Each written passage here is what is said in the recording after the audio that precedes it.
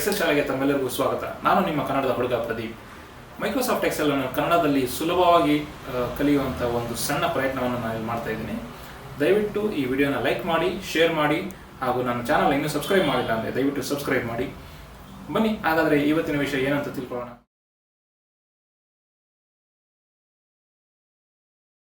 ನಮಸ್ಕಾರ ಸ್ನೇಹಿತರೆ, ಇವತ್ತಿನ ವಿಡಿಯೋದಲ್ಲಿ ನಾನು ನಿಮಗೆ ನೇಮ್ ಮ್ಯಾನೇಜರ್ ಅನ್ನೋ ಒಂದು ಅದ್ಭುತವಾದಂಥ ಎಕ್ಸೆಲ್ ನಲ್ಲಿರುವಂಥ ಫೀಚರ್ ನಾನು ನಿಮಗೆ ತಿಳಿಸ್ಕೊಡ್ತಾ ಇದ್ದೀನಿ.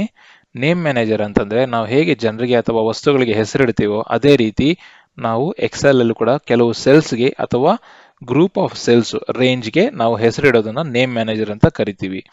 ಈ ನೇಮ್ ಮ್ಯಾನೇಜರ್ನ ನಾನು ನಿಮಗೆ ಇಲಿಸ್ಟ್ರೇಟ್ ಮಾಡೋಕೆ ಮುಂಚೆ ಅದರಲ್ಲಿರುವಂಥ ಬೇಸಿಕ್ ರೂಲ್ಸ್ ಏನಪ್ಪಾ ಅಂತ ನಾನು ನಿಮಗೆ ತಿಳಿಸ್ಕೊಡ್ತೀನಿ ನೋಡಿ. ಯಾವುದೇ ಒಂದು ಗ್ರೂಪ್ ಆಫ್ ಸೆಲ್ಗಾಗಲಿ ಇಲ್ಲ ಸೆಲ್ಗೆ ಹೆಸರಿಡಬೇಕು ಅಂತಂದ್ರೆ ಅದು ಯಾವುದೇ ಒಂದು ಫಾರ್ಮುಲಾದ ಹೆಸರು ಆಗಿರಬಾರ್ದು.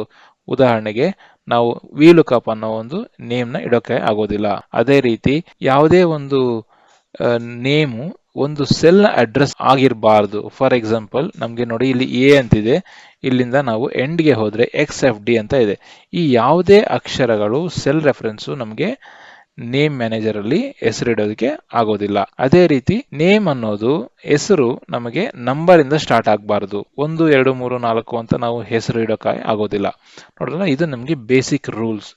ಇದಾದ ನಂತರ ಈ ನೇಮ್ ಮ್ಯಾನೇಜರ್ ಅನ್ನೋದು ಹೇಗೆ ನೀವು ಯೂಸ್ ಮಾಡ್ಬೋದು ಮತ್ತು ಇದನ್ನ ಹೇಗೆ ನೇಮ್ ಮಾಡೋದು, ಅದು ನಿಮ್ಗೆ ಎಲ್ಲಿ ರಿಫ್ಲೆಕ್ಟ್ ಆಗುತ್ತೆ ಅಂತ ಕೂಡ ನಾನು ನಿಮ್ಗೆ ಇಲ್ಲಿ ತೋರಿಸ್ತೀನಿ ನೋಡಿ. ಸಿಂಪಲ್ ಅಂತಂದ್ರೆ ಇಲ್ಲಿ ಟಾಪ್ ಲೆಫ್ಟ್ ಹ್ಯಾಂಡ್ ಕಾರ್ನರ್ ಅಲ್ಲಿ ನೀವು ಇಲ್ಲಿ ಹೋವರ್ ಮಾಡಿದ್ರೆ ಈ A1 ಅಂತ ಕಾಣಿಸ್ತಾ ಇದೆಯಲ್ಲ, ಇದನ್ನ ನೀವು ನೇಮ್ ಬಾಕ್ಸ್ ಅಂತ ಕರಿತೀವಿ. ಇಲ್ಲಿ ಡೈರೆಕ್ಟ್ ಆಗಿ ನೀವು ಕ್ಲಿಕ್ ಮಾಡಿ ಯಾವುದೇ ಒಂದು ಸೆಲ್ ನ ಸೆಲೆಕ್ಟ್ ಮಾಡಿರೋ ಸೆಲ್ಗೆ ಹೆಸರು ಕೊಡಬಹುದು, ಅಥವಾ ಇಲ್ಲಿ ನೀವು ಶಾರ್ಟ್ ಕಟ್ ಅನ್ನು ಕೂಡ ಬಳಸಬಹುದು. ಮೊದಲನೇದಾಗಿ ಸಿನಾರಿಯೋ 1 ನೋಡೋಣ, ಅದು ಯಾವ ತರ ಬಳಸಬಹುದು ಅಂತ ನಾನು ನಿಮ್ಗೆ ತೋರಿಸ್ಕೊಡ್ತೀನಿ ನೋಡಿ. ನೀವು ಯಾವುದೇ ಒಂದು ರೇಂಜ್ ನ ಹೆಸರು ಇಡಬೇಕು ಅಂತಂದ್ರೆ ಅದರ ಹೆಡ್ಡಿಂಗ್ ಸಮೇತ ನೀವು ಸೆಲೆಕ್ಟ್ ಮಾಡಿ ಕಂಟ್ರೋಲ್ ಶಿಫ್ಟ್ ಮತ್ತೆ F3, ಕಂಟ್ರೋಲ್ ಶಿಫ್ಟ್ ಎರಡನ್ನೂ ಹೋಲ್ಡ್ ಮಾಡಿಕೊಂಡು F3 ಪ್ರೆಸ್ ಮಾಡಿದಾಗ ನಿಮ್ಗೆ ಇಲ್ಲಿ ಕ್ರಿಯೇಟ್ ನೇಮ್ಸ್ ಅನ್ನೋ ಒಂದು ಮೆನು ಬರುತ್ತೆ. ಅದರಲ್ಲಿ ಇಲ್ಲಿ ನಾವು ಟಾಪ್ ರೋ ಅಂತ ನಾವು ಕ್ಲಿಕ್ ಮಾಡಬೇಕಾದ್ರೆ ಬೈ ಡಿಫಾಲ್ಟ್ ಅದು ಸೆಲೆಕ್ಟ್ ಆಗುತ್ತೆ ನೋಡಿ. ಇಲ್ಲಿ ಟಾಪ್ ರೋ ಅಂತ ನಾನು ಸೆಲೆಕ್ಟ್ ಮಾಡಿದಾಗ ಟಾಪ್ ರೋನಲ್ಲಿ ಏನಿದೆ ಸಿಟಿ ಅಂತಿದೆ ನೋಡಿ. ಕ್ಲಿಕ್ ಮಾಡ್ತೀನಿ, ಈಗೇನಾಯ್ತು ನೋಡಿ, ಈ 13 ಸಿಟೀಸು ಕೂಡ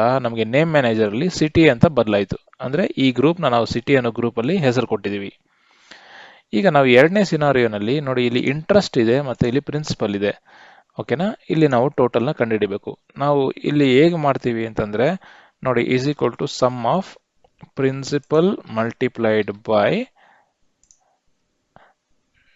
E6 D6 ಅಂತ ಕೊಟ್ಟು ನಾವು ಎಂಟರ್ ಮಾಡ್ತೀವಿ. ಇಲ್ಲಿ ನಮಗೆ ರಿಸಲ್ಟ್ ಬರುತ್ತೆ. ಇದನ್ನ ಈ ಫಾರ್ಮುಲಾನ ಇನ್ನಷ್ಟು ಸಿಂಪಲ್ ಆಗಿ ಬರೀಬೇಕು ಅಂತಂದ್ರೆ ನಾವು ನೇಮ್ ಮ್ಯಾನೇಜರ್ನ ನಾವು ಯೂಸ್ ಮಾಡಿಕೊಂಡು ಇದಕ್ಕೆ ನೇಮ್ಸ್ ಕೊಟ್ರೆ ನಮ್ಮ ಫಾರ್ಮುಲಾ ಇನ್ನಷ್ಟು ಸುಲಭ ಆಗುತ್ತೆ. ಅದು ಹೇಗೆ ಅಂತ ನಿಮ್ಗೆ ತೋರಿಸ್ತೀನಿ ನೋಡಿ.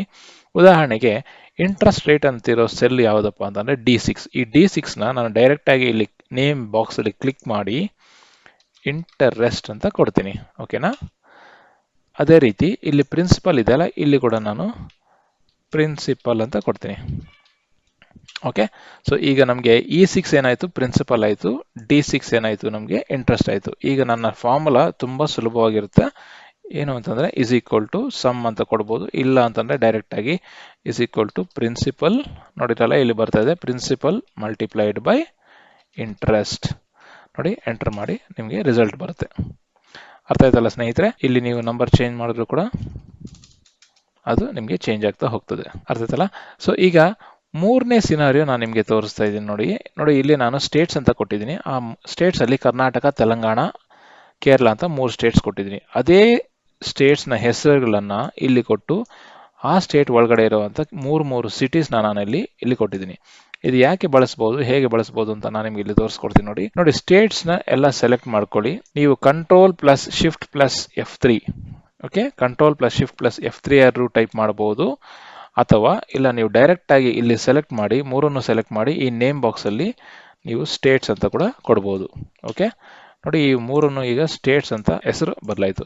ಅದೇ ರೀತಿ ಇಲ್ಲಿ ನೋಡಿ, ನಮಗೆ ಅದೇ ರೀತಿ ನಾವು ಇಲ್ಲಿ ಕರ್ನಾಟಕ, ತೆಲಂಗಾಣ, ಕೇರಳ ಅಂತ ಮಲ್ಟಿಪಲ್ ಇರೋದ್ರಿಂದ ನಾವು ಒಂದೇ ಸಲ ನಾವು ಎಲ್ಲದಕ್ಕೂ ನೇಮ್ಸ್ ಕೊಡಬೇಕು ಅಂತಂದ್ರೆ ನೋಡಿ, ಎಲ್ಲಾನು ಸೆಲೆಕ್ಟ್ ಮಾಡ್ಕೊಳ್ಳಿ, ಶಾರ್ಟ್ಕಟ್ ಬಳಸಿ control plus shift plus F3 ಬಳಸಿರಲ್ಲ ನೋಡಿ. ಇಲ್ಲಿ ಇಲ್ಲಿ ಆಪ್ಷನ್ ಏನು ಕೇಳ್ತಾ ಇದೆ ಅಂತಂದರೆ ಇದು left column and top row ಅಂತ ಕೇಳ್ತಾ ಇದೆ. ನಮಗೆ ಲೆಫ್ಟ್ ಕಾಲಮಿಂದ ನಮಗೆ ಬೇಕಾಗಿಲ್ಲ. ನಾನು ಇಲ್ಲಿ ಲೆಫ್ಟ್ ಕಾಲಮ್ ಅಂತ ಕೊಟ್ಟರೆ ಏನಾಗುತ್ತೆ ಅಂತಂದರೆ ಹೈದರಾಬಾದ್ ಅನ್ನೋ ಸೆಲ್ಲು ಬ್ಯಾಂಗ್ಳೂರ್ ಅಂತ ಹೆಸರಾಗ್ಬಿಡುತ್ತೆ.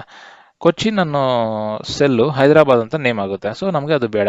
ನಮಗೆ ಬೇಕಾಗಿರೋದು ಬೆಂಗಳೂರು, ಹುಬ್ಳಿ, ಮೈಸೂರು 3 ಕರ್ನಾಟಕಕ್ಕೆ ಮಾತ್ರ ಬರಬೇಕು. ಸೊ ನಾನೇನು ಮಾಡ್ತಾ ಇದ್ದೀನಿ, ಲೆಫ್ಟ್ ಕಾಲಮ್ ಅನ್ನೋದನ್ನು ಅನ್ಚೆಕ್ ಮಾಡ್ತಾ ಇದ್ದೀನಿ, ಟಾಪ್ ರೋ ಮಾತ್ರ ಉಳಿಸ್ಕೊತಾ ಇದ್ದೀನಿ. ಕ್ಲಿಕ್ ಮಾಡಿ ಓಕೆ ಮಾಡಿ. ನೋಡಿ ಈಗ ನಾನು ಇವು 3 ಸೆಲೆಕ್ಟ್ ಮಾಡಿದಾಗ ಇದು ಕರ್ನಾಟಕ ಅಂತ ಬಂತು. ತೆಲಂಗಾಣ ಅಂತ ಸೆಲೆಕ್ಟ್ ಮಾಡಿದಾಗ ನೋಡಿ ಇವು 3 ಸೆಲೆಕ್ಟ್ ಮಾಡಿ ತೆಲಂಗಾಣ. ಅದೇ ರೀತಿ ನಾನು ಇವು 3 ಸೆಲೆಕ್ಟ್ ಮಾಡಿದಾಗ ಕೇರಳ ಅಂತ ಬಂತು. ನೋಡಿದಾಗ ಇದು ನೇಮ್.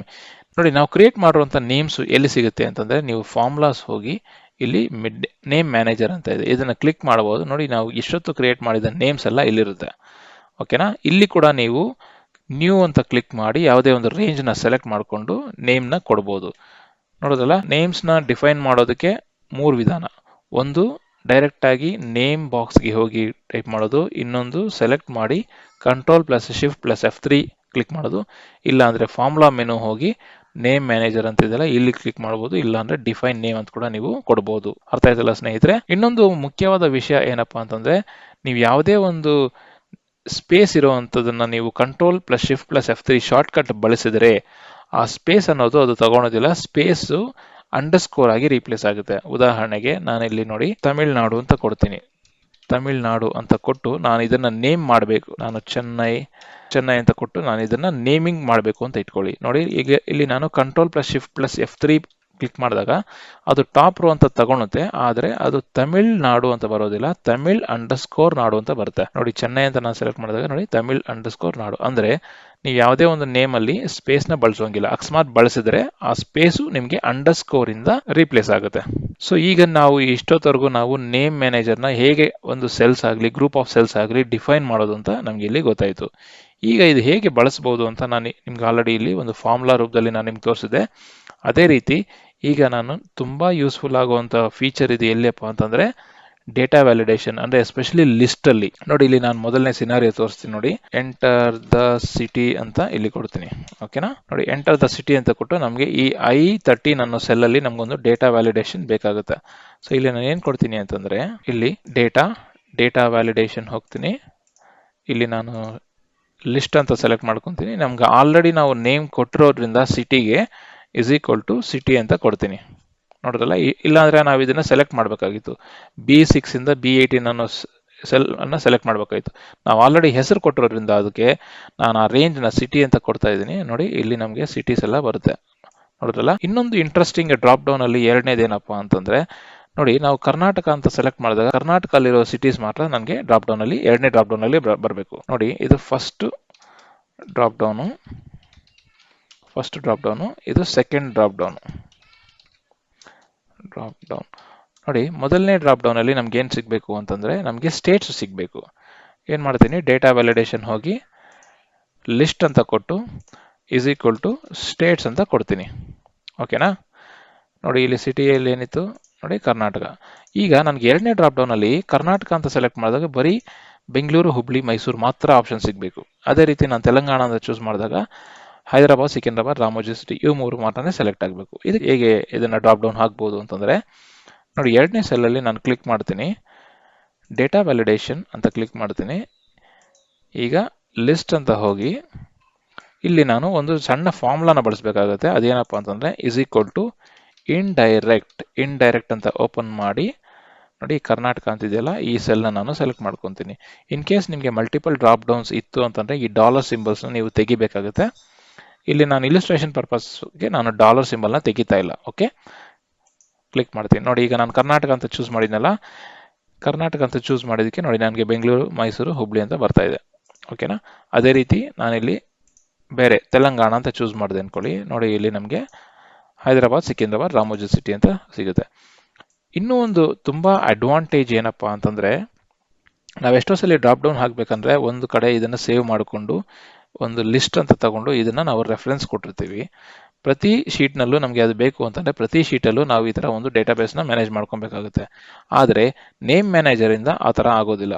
ನೀವು ಯಾವುದೇ ಶೀಟ್, ಎಷ್ಟೇ ಶೀಟ್ಸ್ ನಲ್ಲಿ ಹೋಗಿ ನೀವು ಡೇಟಾ ವ್ಯಾಲಿಡೇಷನ್ ಕೊಟ್ಟರು ಕೂಡ ಅದು ನಿಮಗೆ ಸುಲಭವಾಗಿ ವರ್ಕ್ ಆಗುತ್ತೆ. ನೋಡಿ ನಾನು ಇಲ್ಲಿ 3ನೇ ಶೀಟ್ ಹೋಗ್ತಾ ಇದ್ದೀನಿ, ಲಿಸ್ಟ್ ಅಂತ ಕೊಟ್ಟು =ಸಿಟಿ ಅಂತ ಕೊಡ್ತಾ ಇದ್ದೀನಿ. ಓಕೆನಾ. ನೋಡಿ ಇಲ್ಲಿ ಕೂಡ ನಮಗೆ ಡ್ರಾಪ್ ಡೌನ್ ಬಂದ್ಬಿಡುತ್ತೆ. ನೇಮ್ ಮ್ಯಾನೇಜರ್ ಅನ್ನೋದು ನಮ್ಮ ಎಕ್ಸೆಲ್ ಜರ್ನಿನ ತುಂಬಾ ಸಿಂಪಲ್ ಮಾಡುತ್ತೆ. ಖಂಡಿತ ಈ ನೇಮ್ ಮ್ಯಾನೇಜರ್ ನೀವು ಕಲ್ತ್ಕೊಂಡ್ರೆ ನಿಮ್ಮ ವರ್ಕ್ ಅಲ್ಲಿ ನೀವು ಸೂಪರ್ ಸ್ಟಾರ್ ಆಗುವುದರಲ್ಲಿ ಯಾವುದೇ ಸಂದೇಹ ಇಲ್ಲ. ನೋಡಿರಲ್ಲ ಸ್ನೇಹಿತರೆ, ಈ ವಿಡಿಯೋ ನಿಮ್ಗೆ ಎಲ್ಲರಿಗೂ ಇಷ್ಟ ಆಗಿದೆ ಅಂತ ಭಾವಿಸ್ತಾ ದಯವಿಟ್ಟು ನನ್ನ ಚಾನಲ್ನ ಸಬ್ಸ್ಕ್ರೈಬ್ ಮಾಡಿ, ಲೈಕ್ ಮಾಡಿ, ಶೇರ್ ಮಾಡಿ, ಪ್ರೋತ್ಸಾಹಿಸಿ. ಧನ್ಯವಾದಗಳು.